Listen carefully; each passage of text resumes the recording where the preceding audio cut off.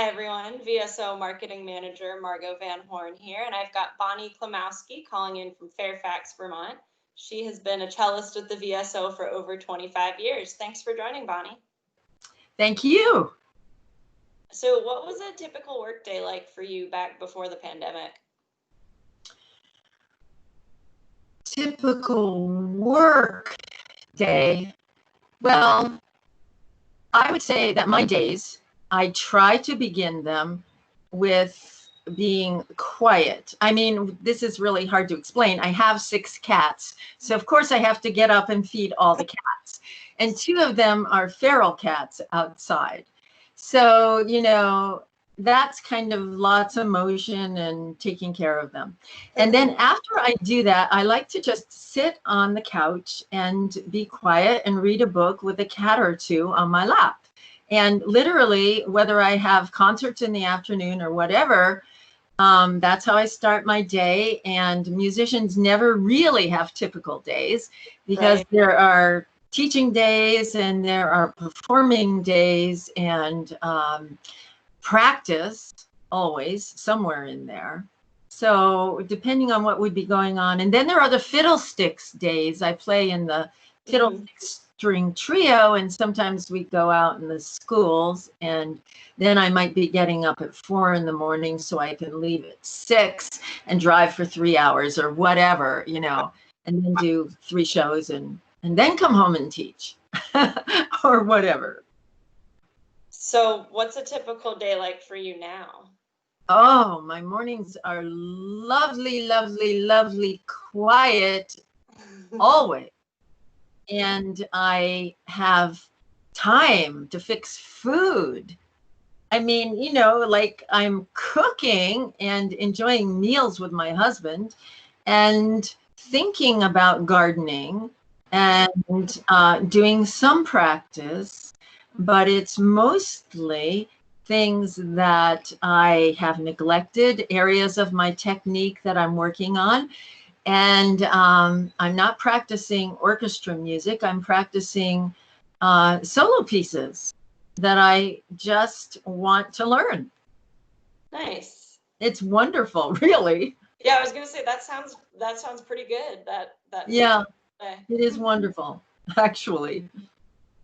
So what's something people might not realize about being a professional cellist? Well, they like to think of the cello playing soulful melodies, and it's so beautiful. And yes, I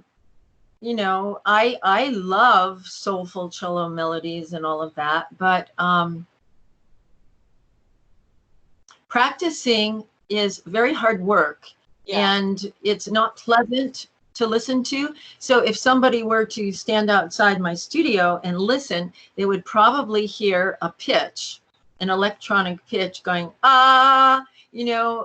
whatever key. I try to practice somewhat against that note. So anything I do, I can hear if I'm slightly off and fix it right away. And so that's not real pretty to listen to, but it gets the job done. And also, I'm only practicing the parts that are difficult for me to do.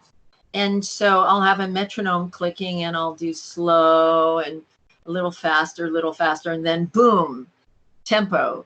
And then slow, a little faster, boom, tempo. Otherwise, I would never get there. Right.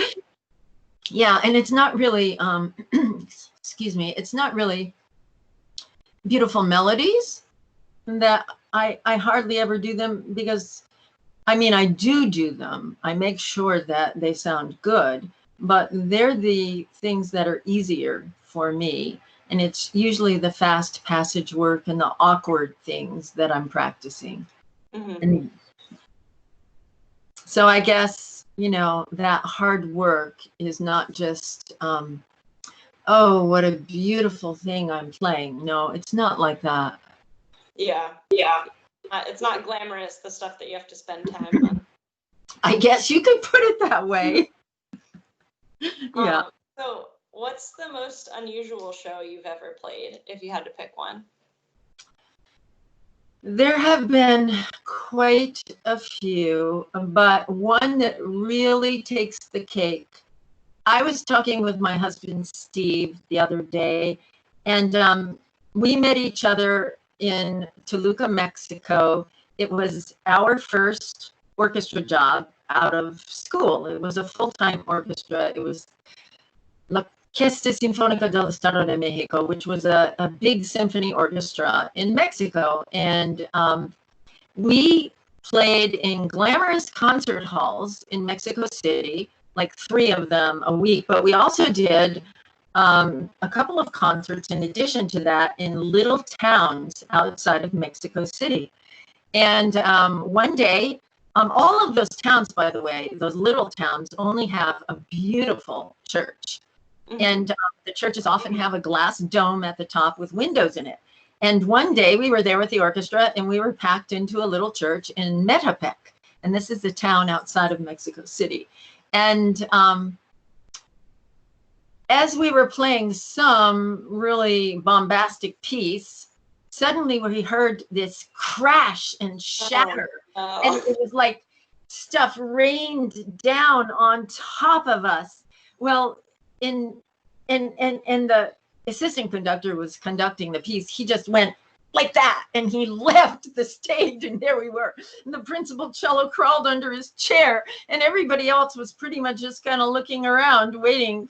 But what had happened is that they're really big on fireworks in Mexico, and there's always some celebration going on. And so they were shooting off fireworks, and some came through the window in the dome and broke the glass and went off inside the building. And that was all the plaster and the stuff crashing down on top of us. And, you know, so there it was. And everything was all right. And I don't remember if the concert continued. But that was pretty dramatic. Yeah. Yeah. That is a wild one. Yeah, it is. So last question, what's your favorite Ben & Jerry's flavor? Well, I am actually a Haagen-Dazs fan. Okay. And my favorite ice cream, whatever kind it is coffee.